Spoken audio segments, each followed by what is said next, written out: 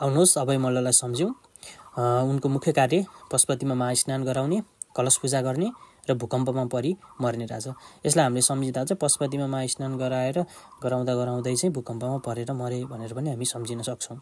त्यसै गरी जयस्थित मल्ललाई सम्झिँदा उनका कामहरू एकदम महत्त्वपूर्ण कामहरू छन्। जस्तै जग्गालाई अब्बल, दोयम, सिम र चार गरी विभाजन गर्ने अनि 4 वर्ण 36 जातको पनि विभाजन उनले नै गरेका थिए।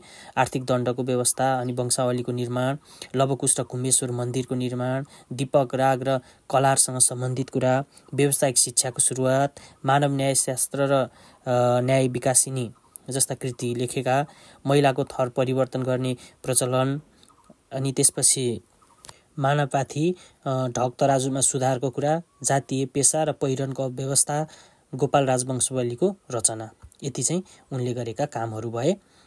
यसमा चाहिँ प्राय एक्जाममा धेरै सोधिरहने भनेको चाहिँ यो दीपक राग र कलारको कुरा छ अनि व्यावसायिक शिक्षाको कुरा छ।